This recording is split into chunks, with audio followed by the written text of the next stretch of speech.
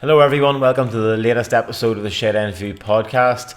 We're going to take a quick look back at the wins against Ballina and Knockbreda. We look forward to the Dundela match this Friday night, talk about Darren Mullen's 300th game in charge and have a chat about some questionable refereeing. So we'll jump to the further match back and look at last week's 2-0 home win against Ballina. We touched on the last podcast and that we wanted it we sort of owed them one. I don't think we certainly didn't demolish them off the pitch the way they did us, but at the end of the day we get 3 points the same way they did the previous time. Really positive performance, 2 goals from 2 local boys in Decky and Jimmy. It was just a good sort of like a hearty performance, if you know what I mean. There was nothing flashy about it, just got the job done. Yeah, and I think maybe we have the habit in this podcast as if it's an older match, we maybe just don't give it the attention because it's slightly past, but that's, looking back on it, might be one of the most important results of the season. Coming off the draw to Ards, the win at Welders, then that same day Ards and Knockall both failed to win and we won again, so that put us 4 points clear at the time, which was amazing. But it was a very, very important win. And as Ryan had said when he was on the podcast, the players wanted to get them back for that massive defeat that we faced during the early part of the season. But I just can't underestimate how important that result was for belief and for the team to actually realise, okay, we're at the top now, we need to stay there. Yeah. And that's what we did. We capitalised on it, and I thought it was just a very, very good performance. One of those tough games, definitely a tough game, and Ballina are without a doubt the best team I think we've come up against this season. And I'm sure in the games that we still have to play them, it's going to be equally as tough, but to beat them 2-0 at home felt very sweet. And I know we'll go into more detail, but for that second goal, the scenes at the end were just absolutely amazing, Yeah, I think that was the thing I was going to touch on. Whilst we're 1-0 up for a long time, we scored sort of around the midway point of the first half. We weren't hanging on by any stretch of the imagination, but they had a bit of pressure, and obviously when you're going into the 10 minutes of the game in the second half, you only 1-0 up, there always is still that bit of nerves. So Jimmy puts the second one in right in injury time, and he just stood he just stood and did that in the edge of the box, and was everybody's going wild round him. Shades of Balotelli. Yeah, it was way old as me. But I mean, you see it was a sense of relief sort of exploded out of the supporters, and I think when you touched on the celebrations, the one thing in the photo's been doing the rounds of Engine and Noel Healy, sort of breaking off from the crowded players and coming down towards the supporters, and the two of them, practically, wrestling each other as to how much they could kiss the badge and fist pump. It was great to see, but I think that showed the relief in the players as well. Not necessarily relief, but the sort of going, right, well, we know as you touched on, this is a big 3 points. Yeah. And it was one of those ones that you're going, okay, last kick of the game, you've won the game. You confirmed your victory, if you like, as opposed to snatched it by any stretch of the imagination, but it sort of give you that wee bit extra belief going into last weekend's game against Knockbreda. So it was huge, as you said. Well, the moment of the match, though, aside from the 2 goals, which were amazing, but the moment of the match had to be Boiler's clearance in the second half. I think it was around about the 70th minute mark, and they had broken through, and I was just waiting for the ball to hit the back of the net, and from nowhere Boiler just came out and cleared the ball and took the player with him. And I said to Boiler after, I was like, what a block that was amazing, that was just amazing. He just goes, I shouldn't have been caught out though. But what I actually liked about that was straight away he knew that he made a mistake, but he rectified it straight away. Yeah. And that's what we want to see, because all too much this season we've conceded stupid goals, and usually we've conceded first. Mm-hmm. It's amazing now that we're not conceding first. Look, the pressure's completely off in that respect, and we can see out games now, and it's not the pressure of having to equalise and then find another one. But Decky did great, and as we said before, his kind of cameo role was coming on up front. He started that game up front, and I think he did brilliantly. Was there for the goal, and he was taken off towards the end, and Big Mark came on and held up the player brilliantly, which all helped when Brian Healy broke down the right. Mm-hmm. Mark had taken a few players away, and it left Jimmy just at the edge of the box. and a very, very cool finish for Jimmy into that bottom corner. I think he was the only man in this place with his heartbeat just kind of like that. Everybody else was just going mental. Yeah, to be fair, I think in that situation, there's maybe only really him and Dingo that you we're going to be cool in the edge of the box. And that's not taking anything away from any of the rest of the players, but Jimmy's scored some big goals for us. I mean, he's probably a better finisher than maybe people think. So he was sitting in the edge of the box. Like Jimmy's going to make sure he wants to make a fool out of a couple of players first. So I think he sat at least one player down and then stuck it in the corner. So and then the celebration sort of tells its own story. But it was you touched on Boyler's block there. I mean, I think from a personal perspective, talking about him, he maybe at the start of the season he wasn't playing regularly. He was in and out of the team. He was suffering from injuries. I think he's still playing with a bit of a knock at the moment, but he's been very, very good in the last couple of games. Back to sort of the way John Boyle can play and does play regularly. But it's like anybody, if you get a run of games, a run of regular games, and you're injury free, you're gonna get back to your full potential, if you like. So I mean, it was another game where Ryan, I thought probably had his best game for us that day. There was nobody had a poor game, to be honest. So yeah, it was a huge one. It set us up nicely for the Knockbreda game, which was yesterday. So now, the first thing we'll have to touch on here, because it relates to the Ballina-Mallard game, is refereeing decisions. Now, we're sitting recording this on a Sunday, so we've yet to see the camera footage from what happened with the 2 red cards yesterday at Knockbreda. So, I mean, I would say by the time the podcast's out, most of you will have seen the footage, and you'll probably be able to draw your own conclusions, and we may look really stupid. Yeah, we might have to use the word allegedly quite a bit here. But if we're taking in context that we've seen the incidents once, as has the referee. So therefore, you would like to think you'd make a similar call, or you'd be consistent in terms of what you see as the same things the referee sees. Both red cards. So Ryan gets red card, I think, after about half an hour, maybe slightly less, and their centre back gets sent off very late on in stoppage time. Almost identical positions in the pitch, almost identical fouls, almost identical position of other players on the pitch as well. My eyes, neither of them red cards. Now, once he had set Ryan off for the first one, he has to send the Knockbreda player off. But I still, as I've stressed a couple of times, and I was saying to a few people yesterday, people saying last man. There's no such rule as last man. Never has been such rule as last man. It's a denial of a clear goal scoring opportunity. So Ryan pulls their striker back 40 yards from goal, right in the centre. I don't see how that's a clear goal scoring opportunity, particularly when, from what I can remember, and this will be the sticking point until we see the footage, of Engine and Noel Healy as your fullbacks are essentially level. Now they are out wide, but I think, as you said to me yesterday, their striker has to run 40 yards with the ball, or say he even runs 20 yards and takes a shot. I would be pretty safe in the knowledge that one of Noel or Engine are going to get back when they're running without the ball, and at least either put him off, maybe foul him and then get sent off, which would be ironic, or win the ball. Exactly the same thing with a Knockbreda player. I found it baffling. I found the referee has to be 100% sure to give it, and there's no way he could have been 100% sure. And it now means that both players are going to miss games to their respective teams for as far as we're 3 games now. It was just a bit disappointing. It was a strange decision by the referee yesterday, and I think it was all down to the fact that 9 of their players surrounded him when it happened. Like, as you said, it was on the edge of the centre circle. He had 40 yards to go. It wasn't one of those, in my opinion, a clear goal scoring opportunity. If it was at the edge of the box, you can completely understand what that is. But the referee was going for his pocket for the yellow card, and then he was surrounded by their players, which is something you don't really want to see. It happens, and if it was a horrendous tackle, you could completely understand that as well.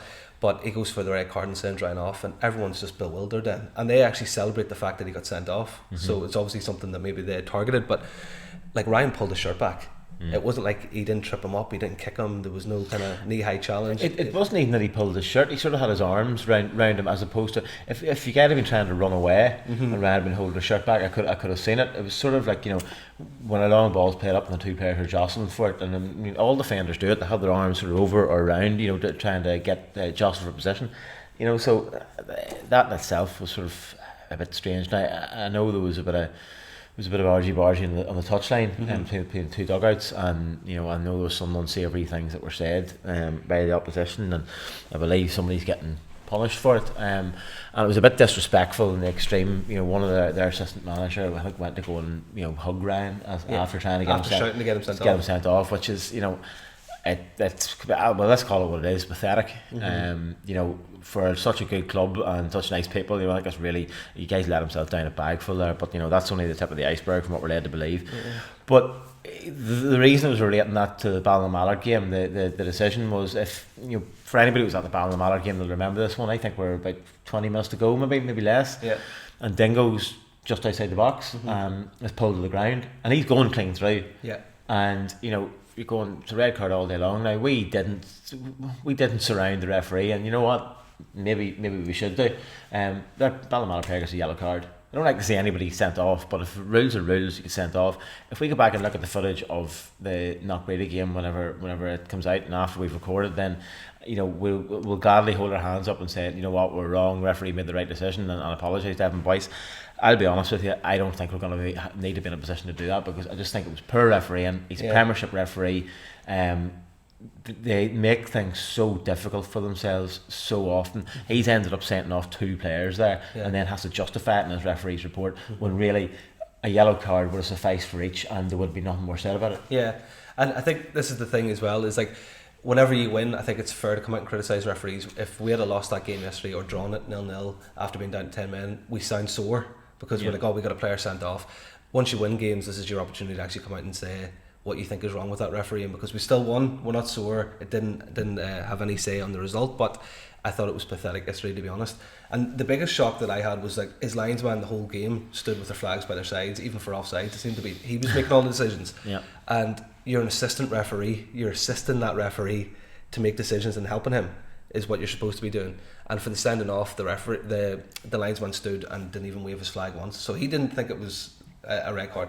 One thing I have to really give credit to our players for is that it could have got volatile on the pitch after that, and they could have been dragged into a dogfight. Not a good ground, not a good pitch. They're not a good team, kind of just hoofing the ball about. We could have got into that, but we didn't.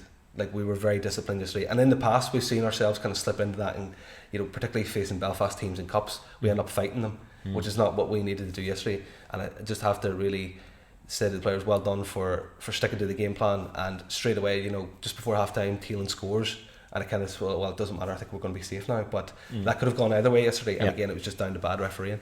Well, I think, the defensive platform that we seem to have is getting us points these days. Obviously, you have to go and score goals at the other end, but we look very solid, even down to 10 men. We look very solid yesterday. It's a great platform to build from. They just look organised. We're playing with a wee bit of confidence. It's not a case of now, oh, we're down to 10 men here, let's panic, or let's get dragged down to that kick and rush sort of affair. We kept trying to play our football, waited until the openings came. James took advantage, and then Big Mark Kelly comes on, delighted for him. Big gold Mark Kelly, as he's now officially known by Ally. He scores a good header, did really well. Had quite a large grin on his face whenever the Knockbreda player was sent off, which was a bit cheeky, Mark, but sure, here, look, I think it's happened to us plenty of times. I think, just going briefly back to the referees thing, and I don't want to labour the point too much, because everybody knows that the referees wouldn't be my favourite people in the world. At the same time, you appreciate it's a difficult job. You appreciate you're making decisions in the moment. You're only getting to see things once. You've no VAR. You're close to the supporters. They're right breathing down your neck all the time. You're getting abuse left, right, and centre. And I'm as guilty of it as anybody. But that's a shock revelation on the podcast here. Well, at least I'm actually saying it. I'm not denying it. But by the same token, and as I said this in a tweet after the match yesterday, referees make things so difficult for themselves sometimes, and yesterday was the epitome of that. It's needless. It's getting himself into a situation where he ends up having to send 2 players off, or feels he has to send 2 players off, because he has to send the Knockbreda player off when he sends Ryan off. I just think that those 2 players are missing 3 games now for nothing. Literally for nothing. They haven't gone to empty anybody. They haven't stuck an elbow out. They haven't swung a punch. They haven't done anything that's really had a massive impact on the game. And I just think utilise a little bit of common sense sometimes. Take a couple of seconds, try not to be influenced by anybody else and just make your decision. And you know what? If you can turn around and say, I'm 100% guaranteed that player was going to be a goal scoring opportunity for him, then no problem. Stick by it. That's fine. Don't apologise after the game, because that's where referees do, because that's just embarrassing. Because then, well, if you apologise before the end of the game, then you haven't seen a replay and you obviously know there's been a mistake. Now, I'm not saying Evan Boyce didn't do that yesterday, but you just it's frustrating. If it's frustrating for us as supporters, I can't understand how frustrating it must be for players and coaches and managers, because I'm gonna have to stop ranting about it now. You know what I mean?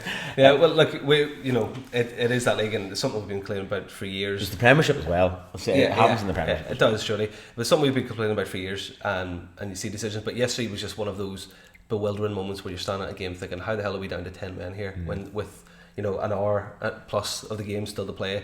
And it could have got, as we said, could have gone either way, but thankfully it went our way. Big goal, Mark Kelly got his massive dome on the end of a cross and scored again. Massive dome. That's harsh. So I was delighted. It was again yesterday though. Forgetting all the referee and forgetting the sending off, and as harsh as that was, it was a super performance by Newry yet again on the road. Yeah. And winning on the road seems to be our thing this year. Our home kind of record hasn't been great, but winning on the road has been great. Our performances are super, and yesterday was another one, coming down the road happy. And again, Ards lost Friday night. Some results went our way yesterday, and we're sitting 6 points clear. And when you think back to when we played Ards, had they beaten us, they would have been 5 points clear. So that's a massive swing for us. Yeah, and the fact that we're going into another away game against, with the greatest respect, a team that haven't performed anywhere near the level that they should be this season, Dundela this Friday night. If we win on Friday night, and that's touch wood, we go 9 points clear going into Saturday, and then it's left to the other teams to try and catch us. I think that's the key. It's not a case of we've got this cushion now, so we can afford to drop a few points. It's now going and ramming home your authority. We're in a real position now. If we can get through the Christmas period and into the new year, where we're as Darren said to me after the game yesterday, it's a 2 game swing now. Yeah. If we can even add to that coming into the new year, then we're in a hugely strong position. We don't know who you might bring in the January transfer window if anybody's needed at that. So I mean it's key. But Dundela on Friday night is it's a tough one. Again, you're going to play on a pitch that is renowned for, with a game with the greatest respect, not being the best. It's going to be the leveler, as people would say.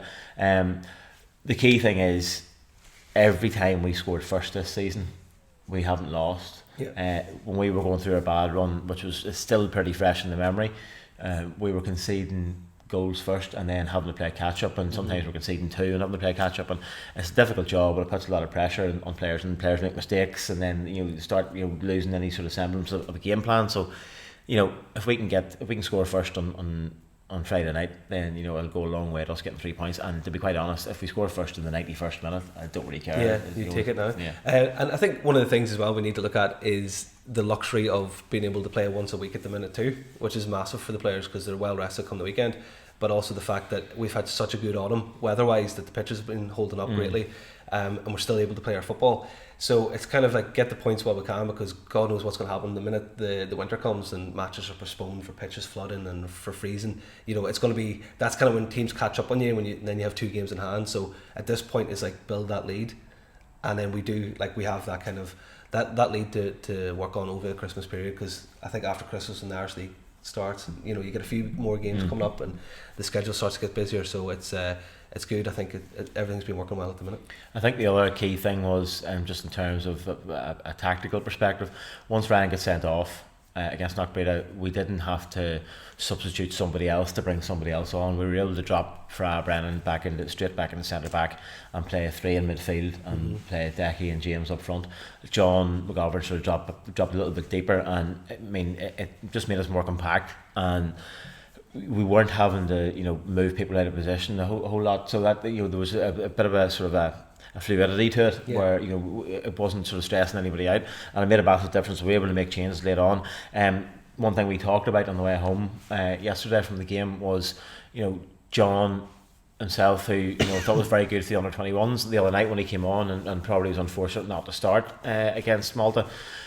He maybe, in terms of goals, in terms of sort of sparkling attacking displays, I wouldn't say it hasn't been up to his level, because his level is, he set the bar very high. But he's not rifling goals left, right and centre, but he's certainly contributing. But the massive key for me yesterday was the last 20 minutes or so, when we had run ourselves into the ground. That we obviously, as is natural, you drop that little bit deeper and you become more compact, and you're just, you're working on clearing the ball and keeping a hold of it. The one player that was moving out and coming out of midfield, coming out of that pack, and that had the fitness and had the legs and had the desire to go and hustle and harry and chase people down, was John.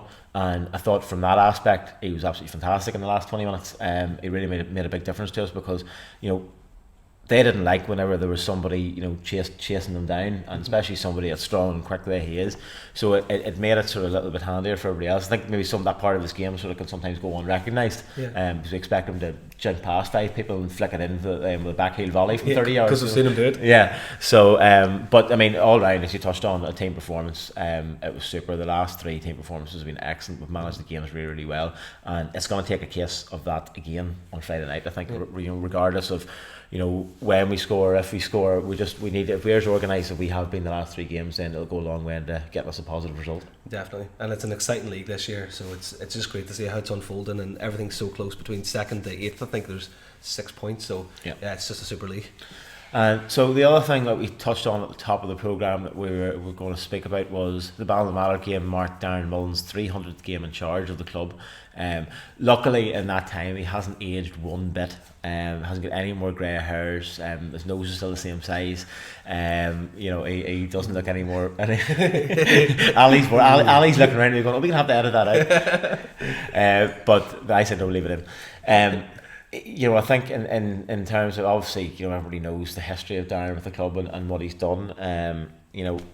He's had plenty of rough times, but thankfully they've been massively outweighed by the positive times.